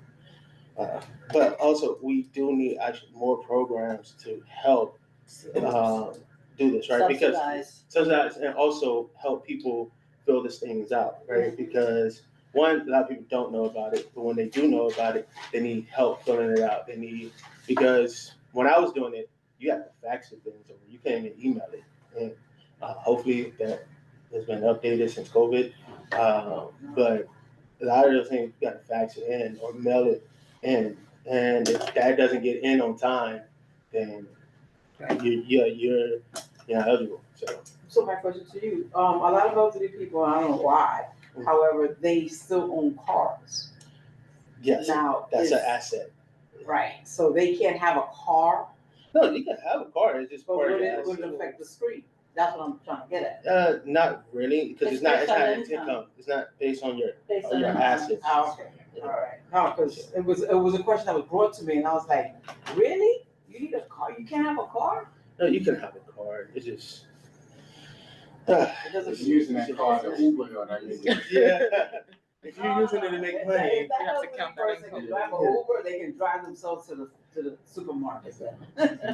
Alright, So I just didn't want to make sure that wasn't an asset that it would go against anyone else asking. So we gotta make sure, like, our partners, our nonprofit partners are actually making sure, are reaching out to our seniors, because that number is really low. Yes, it of how is. many people are doing that, so. Yes, Brother Haywood and myself. I just want to say I support the increase, and I think it also tackles that. Someone is noticing that if our older adults, they have to cohabitate to afford a sustainable to live, regardless if they're married or not. And it also kind of forces them not to have to lie and go through that of who's living there, who's not living there. Like, I can honestly, like, my husband lives with me, like, we can both say it and not fear that someone's gonna find out. Because of course, you don't have to fear someone's gonna check behind and find out this person's actually certified. I think it addresses some issues. I think that it's a good stepping stone to go that much, because sometimes they might raise it $1,000. Like, the fact that they're going almost $10,000 above means someone is actively watching. So I'll definitely support that deal. Marlene, could you scroll to the top of the screen? I just want to talk about the language first before we go into making a motion, because I assume there's a motion. I want to open the floor for a motion now, but as we think about the motion, this is regarding a requesting. We're requesting letter of support for New York State Bill 8543. 534. I'm sorry. Can you please make it Yep. 5344? Yep, 85344 S14578 to strengthen New York City's rent freeze program. Who we're sending this letter to? Great question. Are we sending it to our assembly person? Yes, oh my gosh, the bill's in the assembly. It's already Yes. there. So But I think you should, yes, I suggest it go to all the assembly members. And I think the state senators too, even though it's passed with the Senate, I think it just sends that we're happy that they're doing this. It means that much to us, our So- community. So we will have one letter from the community board Going to both. going to, I mean, individually, of course, if you do it individually, that works too, but it'll be one letter this board will create to go to the assembly. Both places, Go to yeah, but we both, need to okay. put that in the motion we make, that this letter, however we describe it, is also being addressed to these. So Am I correct, Marlon? Yeah, and every document that goes out from this body, the electeds are, CC. Yeah. It's like an enclosure, so they'll get it. Okay, so we don't actually need to say that, No. send it to us and, It will go. Mhm. So is there a motion on the floor? I motion, that the Human Service Committee, submit a letter of support to New York State Bill 85344 S14578 to strengthen New York City, NYC's rent freeze program. I second the motion. Can I give it to myself? My hand was Go like ahead. I'm this. sorry, go ahead. I'm sorry, go My ahead. hand was like Go this. ahead. Second by myself. Wait, we're going to vote, you gotta restate it as a chair. So there is a motion on the floor to write a letter of support for New York State Bill A as in Apple 5344, S as in Sam 1457, A as in Apple, to strengthen New York City's rent freeze program. This motion was made by Chance. Is there a second? Second made by myself. Can we vote by acclamation? All in favor? Aye. Any opposed? Any abstain? Great, the motion passes. Thank you. Yes. Can we just Robin, decide, can we, in tandem with this letter, so this is something you all, now we can transition into requests and budget stuff and goals and stuff. Part of one of our goals, this was probably prior to some of the newer members, was to be more, to be able to produce more, paraphernalia, stationary paraphernalia to share with the community. So in some way, shape or form, it would be good if we could get out something that highlights that, you know, just as we get information, like the presentation we just got, we should produce something that could go out to the community to let them know, we're letting them know about that, irregardless of whether they're gonna let them know that we should be doing that. Also, something like this, I would want for us to, some way, whether it goes out in the mail or something, but we have something that says, hey, this is something that we've positioned on, so that's what I want to do. Not just on the website. Not just on the website, but because people don't know what's happening. They If you don't- don't come here, nobody knows. I'm so tired of hearing people say, like, what do y'all do? What do We you do do? that. It's just like, we have to have social media? Talking about that at school That's today. another, we don't. Are we allowed to have social? I can't say too much, so I'm gonna be quiet. I gotta shoot the I'm gonna see. Just saving that over. A recommendation. One is, I'm gonna stick with this, older adults, is to go to the older adult centers itself. To get, because if you think older adults are now on, I mean, when I used to be over older adult centers, we tried to get, I mean, you get some likes on Instagram, and it's not a big thing. It's more for politicians to let them know. But it's a good tool too, is to get that, to tag them so that then they share it on their page. And I think that a good piece is like, there's an older adult center right there. I don't know the streets, right there. Let's walk. We have some have to go in there and like, exactly. That's my, you know, because I think when you go to the higher ups, it takes them a while to filter all the information back down to the people or tell them to when to come and how to do it. But if you know that these things exist, just stop and say, oh, we're having a meeting, come through, versus going to the Department of Health saying, can you put this out to your people, which will take, time. Yes. 3 years. So who is drafting the letter and giving it to me before full board? I motion Robin. I motion Robin. Okay. You're the only No, Robin, expert. we can work in collaboration. Yes, I can, it'd just be very similar to what you have here. okay. So Robin Marcel, and I. Yeah. Should we have a dedeadline for this? Yeah, but today's next I'm week. Marcel. We should have a meeting. To be approved at the next meeting? Yes, if that's your deadline. To be approved at the next meeting? Huh? To be approved at the next meeting? Next board meeting. Oh, so we want to do it Oh, for the board meeting? You want it at the board meeting? Well, You we guys were just gonna went take it into a vote. We were gonna take it to full board. Yeah. This month. we voted on it. Okay, So if we finish it this week, we can take okay, it. you'll have it. So My It Friday, can even be next week. Full board is not next week. It's the week I need after. my eyes on it. Oh, yes. So, and I have other committees. Yes. No rush. So you, No rush. We gotta rush. so in the commit, I get, never mind, 'cause I read through. Ask your Why- question. No, because that's such as a delay. If if the committee voted on something to do it, you just can't do it from the committee's perspective versus waiting for the full board to get them to say, put the letter out. That's just. Let me answer that question. Because we operate as a full body and we're broken into committees that handle specific items. So we vote, that's why they say the work is done at the committee level. So everyone is not working on human services stuff, right? So we are the ones who are going, that's why in many respects, it's important that the committee does its work, because I like to go into meetings and trust the committee's recommendation, because I assume they did all of the work, right? So, okay, so. Full board. Yeah, but I get, but that's a stupid. Can't we amend? It's a two-step process. We vote on it here. To be honest with you all, I'll be very honest with you, it's harder to pass things here than it is at full board. Do you know why I say that? Because no one at full board reads anything. No one does. All they do is trust the recommendations that come up. Interesting. That's it. So that's why it's important to do the work here, right? But in the same way, I'm not going to get at full board and undermine the work that was done at a committee if they did the work. Now, there's been time, y'all ain't been too long, but I've had to go in on some things I've seen committees work on, because you can just tell they didn't do any work on that, and they brought it to the full board and tried to just get it passed. Yeah.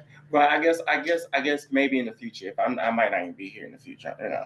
But years from now, if a committee, like if you think of Congress, a lot of time they go in a committee and the committee makes decisions and they get things passed. If the committee is the specialty and you the service and you got this proposal, let's just say tomorrow was the Friday, we needed to get this letter out. You shouldn't be, why won't there a lot of committees to vote, come together, we voted, we want to do it, and then produce the items versus waiting to go to a full board, which could be a month from now. You would have to convene the executive body. Yeah, that's what I'm gonna say. The only thing that I've seen circumvent that process is an emergency executive committee meeting. Yeah, and then it could get passed. Yeah, you could do that. They might be upset with you for convening them for this one thing, but that's how this literally works. what happened. All committee boards operate the same. Oh, that's exactly why. That's why I was there. So so just that note on that, as we are passing things and coming to resolutions, it is important that we get that information out to people, so it's not just living with us at the community level. Something I was going to prepare for next month, I was hoping to have ready this month, but I'm not, is the analysis from last year's addiction forum. It was an analysis that was supposed to be a cultural analysis, a social analysis, an economic analysis, and I forgot. It was a 4-part analysis that came out of the event we did last year.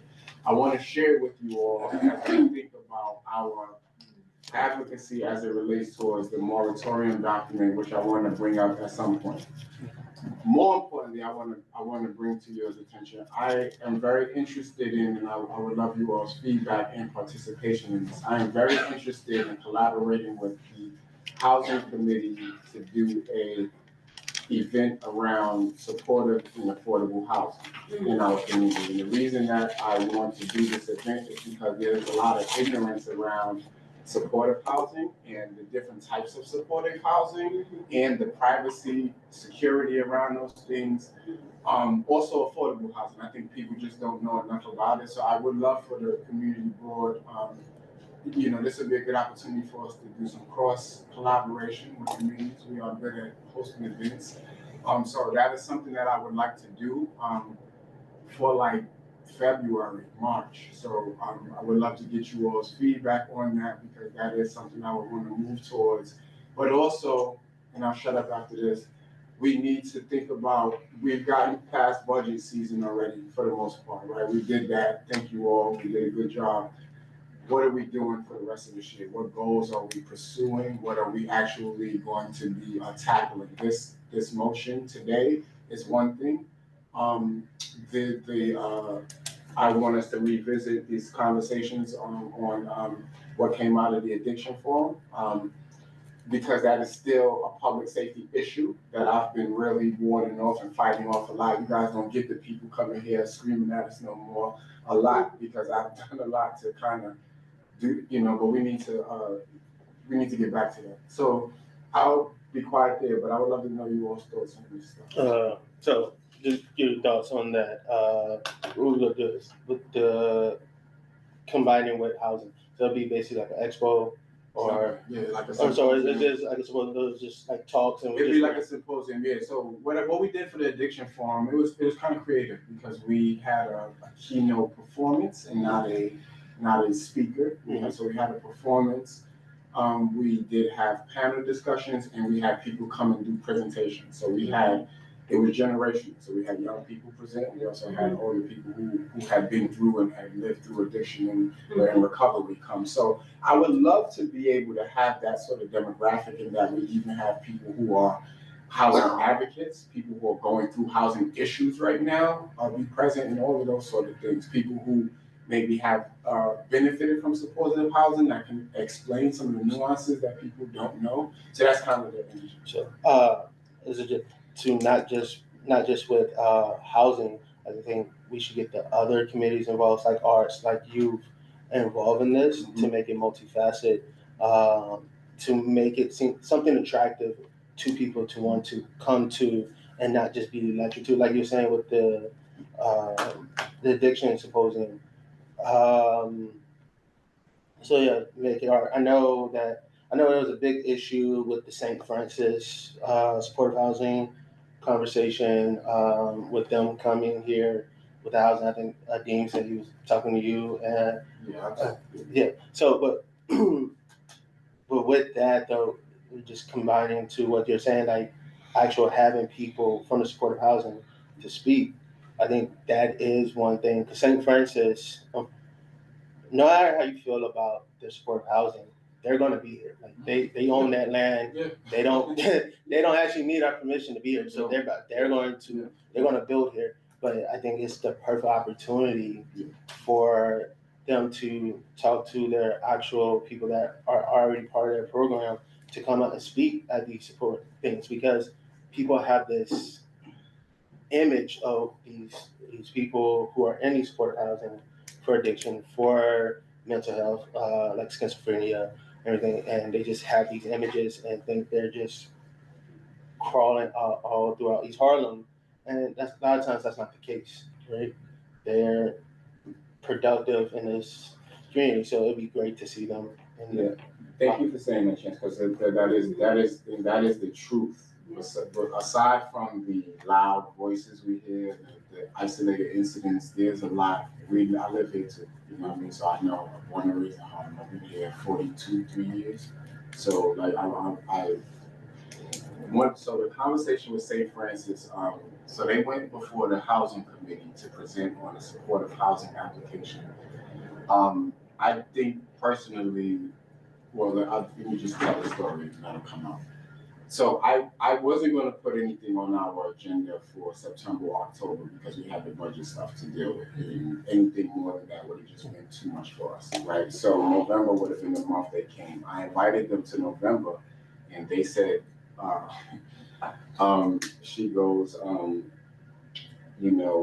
application is still very new, still in the beginning stages. We did a presentation on housing. You can just look at that to refer. It felt to me very dismissive, right? And my response to her was like, thank you, I already did look at that. I didn't invite you for that. I invited you so that we could open up the conversation about supportive housing, because a lot of the support and the lack thereof is going to come from the ignorance of people around supportive housing. Right. So it's not so much about, we just want you, I don't care about the proposal. We need to talk about the supportive housing component so people understand, because this committee deals with that. So my issue is that why did they go to housing and not come to us? Yeah. They should have, sometimes, and I'll be transparent with you on this, I think sometimes the processes that are taken are not the best. I'll just say it that way. They should have came to human services first, because no one's gonna reject that application because of the housing component.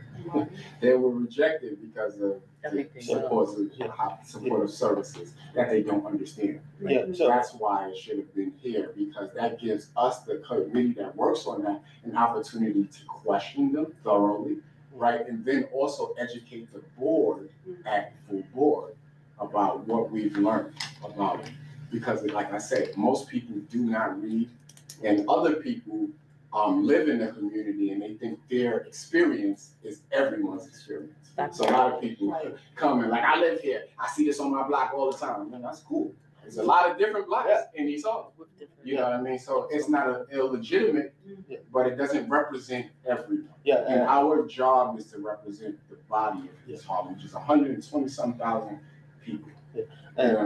And I get why they're being super apprehensive right now, because if you guys didn't know, at that housing meeting, it got really hostile. And Housing tends to get hostile from my understanding, right? so it got really hostile, but it also didn't help. It also didn't help. That is why I share the way I share, whether you hate me for it or not. I will not allow that at the community, because it takes away from the work we are trying to do. Yeah. There's easier ways to get to what we're trying to get to than to talk bad or to criminalize or stigmatize the people who need services. And our scope as a committee is to ensure people get services. It is not, we're not, and a lot of times public safety things are thrown our way. We're not the public safety committee. So a lot of it is also remembering the purview of the Human Services Committee. Also, folks forget that the community acts for those same programs that we have. So I think that's another thing that is lost in a lot of ways. About 6 years ago, this room was packed, a similar meeting. I don't remember who was presenting. Oh yeah, it was Odyssey House amongst others. There was literally a fight in here. It got really hot. It was very ugly, and nobody wanted to touch it after that. And shortly after that, the moratorium letter started. And But you bring a whole different perspective to this. I have, and I've worked really, really hard to get us off of that BS that we were on before, because we were more of a problem to the community than we were helpful. That night, this room had 30 people in here that I've never seen before or since. So the goal is my goal is in presenting this, the analysis that came from that event, is really getting with some of our, and I know people are like, well, why do we want to bring them to the table? I think we need to get with some of our block associations and other people in the communities who are having different experiences and work together and force people to work together. This is not the solution. I don't believe is to say, yeah, we need more police to lock them up, because people still come home. You're not, in prison doesn't help anything. So ultimately, you're still going to get the same issue. So there needs to be a collaborative solution. So my goal is to, present and show, hey, this is what we got from the event that we did when we brought together all of these entities. Here's what we got from it. Here's our letter. Let's make some updates to that letter. And then let's see where we want to go with that. Also, how does that also play a role in the mayor's report and that overdose rates are down, right? What do we want? How does that, all of these things play a role, because if numbers are going down, you shouldn't be putting programs here. Yeah, but certain things. That's why I want to read that report, because while they said it has gone down, but where has it gone? Yes, that's all. What areas, right? Because I just want y'all to know, they put programs here. When I first came on this committee, we had the commissioner come on from DOHMH, and literally he never came back because the board chair was there yelling at him, screaming at him. And that was one of the things that, that's a huge reason why we don't take that route, because that's the easiest way to get people to never come back. Right? We've never seen him since then. I just want you to know that too. Can't come back since then. Right? I say all that to say that and I can go back to I have to go back in my records, but I have the paperwork from when they told us why we were chosen for sites. One of the reasons they used was our high overdose rates, us in the South Bronx. You know what I mean? So they use that to legitimize it, but also it doesn't speak to the over. Right, because you can have people, because the way that I know the statistics usually work for that is that, yeah, the program's here in East Harlem, but they live on the Lower East Side, or Long Island, and yeah, the rates, they'll say, yeah, the rates went down in Lower East Side because that's their address of where that service is, but not say like it was because of the East Harlem location, right? So.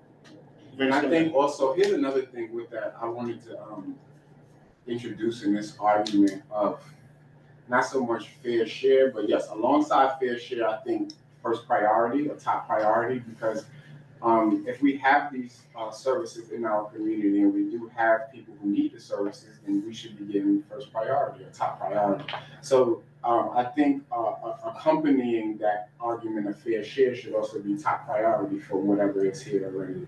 You know, so I think there's some advocacy that we can take and shape in a more constructive way. So I want to continue, you know, unpacking this. Yes. So just going to continue. So this is kind of what I wanted to talk about. So Anika brought up the point about the green bucks and the health bucks and how they're about to expire. So before my computer died, I looked up Grow NYC and farm stands that are near us. So we only got 2 in East Harlem, by the way, which is why this is connected back to the budget request. The only one that's going to close down is the one by Mount Sinai. Right? That green market is going to close November 26th. The one on 125th that's open on Wednesdays, that's year round. So Carrie says that. That's changing? Yes. So we now are losing the year-long one. So I just want to know, can we bring Grow NYC here to give a report? You know, we have these other folks like bring them on to see like, hey, what can we do as a committee to help make this year long or bring others? I know we said in our budget request to, I think, HRA to fund more, but Grow NYC is the actual. Well, do we have a contact? Who do we reach out to? Because the answer is yes. We can, of course. I don't know who we reach out to. So that's what we need to. Okay. She has connections. Okay. Does anyone have their info? I have her contact. Yeah. Yeah. She's always at full board and she comes to EcoDev often. So yeah, I think she should come here. Well, I can see why it's big for economic development because, you know, making money. So could I get you to send the invitation and just copy me? But you have your phone on me. Yeah. So we just send an invitation for the. Well, you can draft the invitation and send it to me. That way, yeah, because I just want to make sure I have the correct language to get her attention. Yeah, because I want to see what's how the other invitations look from the past. I mean, they just look like come before us for whatever topic it is we want to do. Hello, my name is Isaac. I'm the chair of the Human Services Committee. We wanted to invite you to join our meeting for whatever, for whatever purpose it is. Yeah, so I just need to know the purpose. Yeah, specifically what we want. Carrie's she's very open. Like I just walk by and I'm like, hey Carrie, I want a table tomorrow. And she's like, okay, what do you need? Like she's very open. Her email is actually Carrie, CAREY at uptowngrandcentral.org. So we're losing both our farm stands. Yeah, Grand Central. uptowngrandcentral.org. Yeah. Yeah, I only found because I was talking to her about the bucks. She was like, oh, by the way, because we knew her as being the one that was year round, it was like, okay, we're good. And she was like, she was like, they have to close around Thanksgiving. So Is it because there's not enough people on? Do you know the reason? No. I mean, we can ask her why it's closing, but do you know? So the only 2 stands that are in East Harlem is about to close before Thanksgiving. And she's gonna do the green bucks where she usually does the food pantry under the Metro North on 125th, right? Yeah, so it is. Yeah. I mean, because she also has health bucks that she distributes to Connect we. We in both sections. To We be in able both. to get to the community. You can purchase, an organization After can this purchase area, Health Bucks and Green Bucks, or you can. but I don't think they're Until, in business, so this is all. You know, they give them out to This you is all hot roll. for free and apply for them and hope that you actually are awarded them. Yeah. So, Marlene, would you know, is the board eligible to pass off like the Health Bucks and Green Bucks? I don't know if it's like a conflict of interest or not. I don't know the answer to that. I'll get the answer and get back to you, okay? Oh, yeah, you so I asked, because, niggas was saying like, our organization has to apply to be able to pass out Health Bucks and Green Bucks. I was like, the question is, can the community board do that? Or is that a conflict of interest? That she said she's gonna find out. I don't think so, because I want to say, the senior task force of CD9, they applied, and I want to say that they can just. Oh, okay. So because then, Yeah, when I we would do our like to, events, yeah, we if can. there are things like we can do as listen, I'm for it, you already know me. So it just needs to be legal.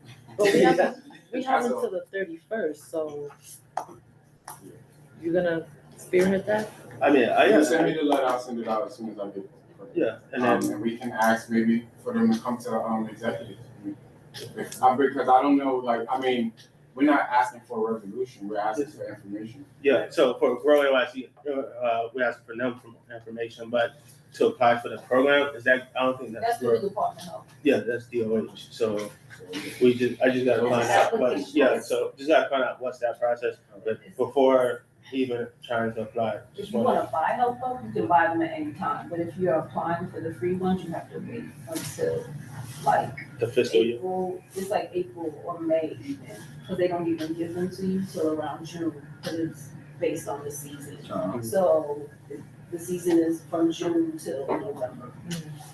Thank you guys, I appreciate y'all. So is there anything else we want to talk about regarding our goals, old business? We're in old business now. Just continue discussion on our goals, budget priorities, anything else that we want to just bring up as we're thinking about the next 10 months? No? Everybody ready to go home? Perfect. Okay, so with that, I have to make a statement on the record right now. It may not make any sense, but I'm gonna make it and it'll make sense later to you all. So at our October Human Services Committee meeting, I made statements that in hindsight may have been interpreted by some as improper or as quid pro quo. I want to acknowledge that and sincerely apologize if my words caused any harm or discomfort to anyone. My intent was only to be transparent about my leadership decision and ongoing commitment to this board's work. So I want to be clear that I'm not offering anything, nor would I ever offer anything for support in exchange for, anything in exchange for support. So I just wanted to say that on the record, because if I don't, that's going to come back and bite me in the ass. Okay. So with that, if all hearts and minds are clear, there is no new business. I'm happy to answer any questions. Really good. There are no new business. If everyone's hearts and minds are good, then we can adjourn this meeting. Actually, we can go. Let's do roll. You want a second? Marcel Gonzalez. Present. Leslie Colon. Present. Ada Parisi. Present. Chancellor Gray. Present. Thank you. Robert McGinty. Absent. Jennifer Meyer. Al principio tú también, tú lo ayudabas en ciertas cosas, al principio tú lo ayudabas en muchas cosas también.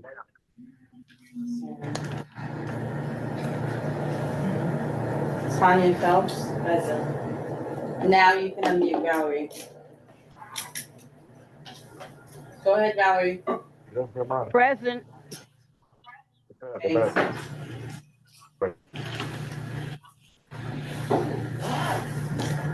Janelle Satija is absent. Isaac Scott. And Robert Station. Present. All right, y'all, thank you so much. Have a good evening. Thank you everybody for being here.